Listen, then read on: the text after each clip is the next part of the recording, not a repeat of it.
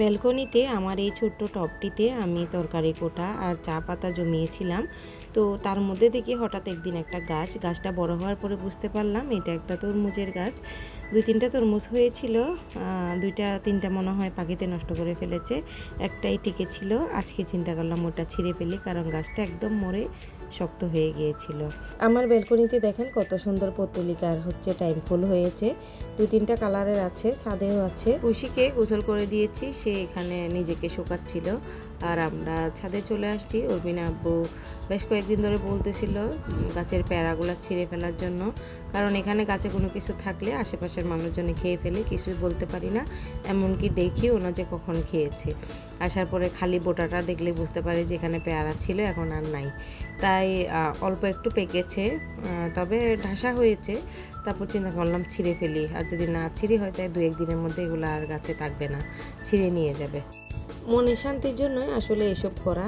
এগুলোর পেছনে আমার যে পরিশ্রম আর যে টাকা পয়সা খরচ হয় তা দিয়ে আমি অনেক বেশি ফলমূল কিনে খেতে পারি। তারপরেও চিন্তা করি যে ফলমানির মুক্ত নিজের গাছের ফ্রুট যদি বাচ্চাদেরকে দিতে পারি, এর চেয়ে বড় শান্তি আর কিছু হয় না। তো সেই জন্যই ছাদে আসলে এই চাষবাসগুলো করার চেষ্টা করি। মনে দুঃখ লাগে যদি আশেপাশের লোকজন এসে খেয়ে চলে যায়, খুব বেশি খারাপ লাগে। এখানে পুষিও ঘুরে ফিরে দেখছিল, ও একা ছাদে কম আসে, কারণ ও অসুস্থ যেহেতু আশেপাশের লোকজন ওকে ঘৃণার চোখে তাকায় বা দূর দূর সেই করে।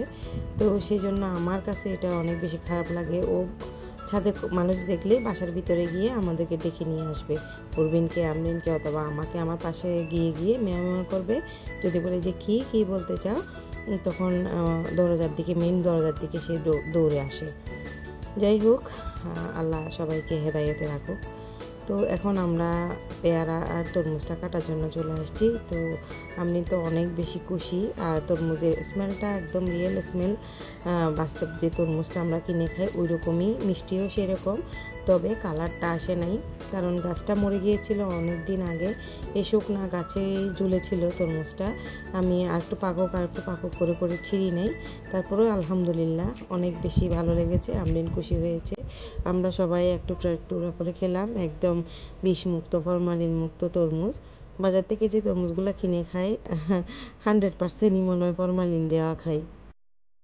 এই যে দেখেন আমার গাছের পেয়ারাগুলা কি সুন্দর, মাশাআল্লাহ ডাসা, আর এত মিষ্টি বলার বাহুল্য। কিনে আনাও পেয়ারা আমার পাশে আছে একটা, এই যে দেখতে পাচ্ছেন, ওই পেয়ারার সাথে এই পেয়ারা মিল করলেই বোঝা যায় আসলে আমার গাছেরটা কত বেশি ফ্রেশ এবং মজাদার। আমি আবার অরবিনকে ওর বাবাকে দিয়ে খাওয়াই রিভিউ নিচ্ছিলাম। আসসালামু আলাইকুম, আমি কোহিনুর মন, চানগা আবাসিক, চট্টগ্রাম থেকে। দূরের কাছে সবাইকে স্বাগত জানিয়ে আমার অ্যাক্টিভিটি এন্ড ব্লগ চ্যানেল থেকে আরও একটি ভিডিও নিয়ে হাজির হয়ে গিয়েছি। আশা করি সবার অনেক ভালো লাগবে। আমি যদি ছাদে এবং ব্যালকনিতে ফুলের গাছ লাগাই, তখন অরবিন আব্বু একদম পছন্দ করে না, বলে যে এই ফুল গাছ না লাগিয়ে একটা ফ্রুটের গাছ বা একটা সবজির গাছ অন্তত লাগাইতে পারো, সেখান থেকে ছিঁড়ে কিছু খাওয়া যাবে। প্রিয় ভিউয়ার্স, তালপিঠার কিছু অর্ডার ছিল, তো চিন্তা করলাম আজকে একটু ডেলিভারি দিয়ে দিই। গত 2 দিন আগে দেওয়ার কথা ছিল, আমি টাইম পাই নাই, সেই জন্য চিন্তা করলাম আজকে দিয়ে দিই। যেহেতু অরবিন আব্বু বাসায় আছে, আজকে একটু টাইম পাবো, কারণ বাচ্চাদেরকে নিয়ে ও সামলাইলে আমি আমার কাজটা করতে পারবো, সেই জন্য চিন্তা করলাম আজকে একটু বানিয়ে নিই। তো তালের রসটা আমার গত বছরের ফ্রোজেন করে রেখেছিলাম। তালের রস ফ্রোজেন করার যে ভিডিওটা আমার চ্যানেলে দেওয়া আছে, আপনারা চাইলে দেখে নিতে পারেন। একদম ফ্রেশ, কোনো একটু মানে গ্রান টেস্ট কোনোটাই নড়েনি। ডিপে রেখেছিলাম অনেকগুলো তালের রস নিয়ে, গত বছর আমি লাস্টের দিকে নিয়েছিলাম, সস্তায় অনেকগুলো তাল পেয়েছিলাম। তো আমি তালের পিঠাগুলো বানিয়ে রেডি করে রেখে দিয়েছি, বিকেলে এটা ডেলিভারি দিব। আর এখন একটু রান্নাবান্না করে নিই, কারণ অরবিন স্কুলে চলে গিয়েছে, দুপুরবেলা ওকে খাওয়াইতে যেতে হবে স্কুলে।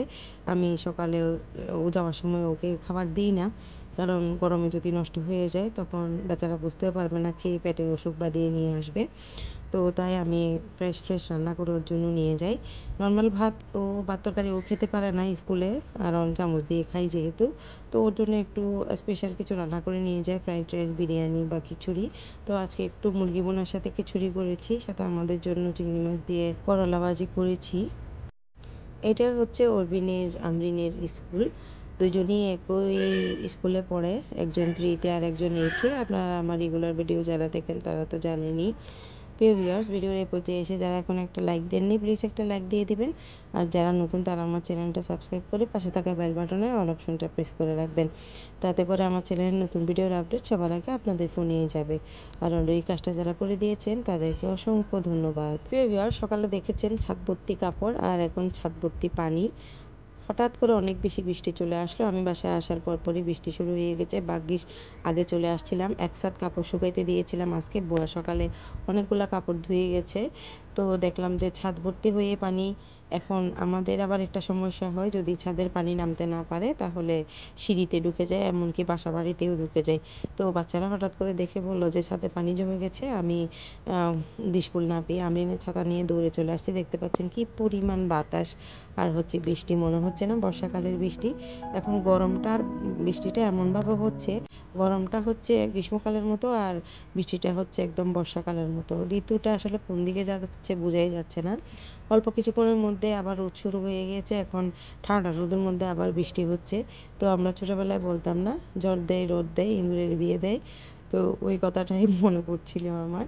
ব্যালকনিতে আসি দেখি একদম ঝলমলে রোদ হয়ে গিয়েছে। আর ছাদে যাই দেখি আমরিন আর পাশের বাসার 2 বাচ্চা ওরা খেলাধুলা করছিল। পানি এখনো আছে। এগুলা উর্বিন করেছিল ভিডিও। ও বৃষ্টি হলে একটু ছাদে যাই মোবাইল নিয়ে।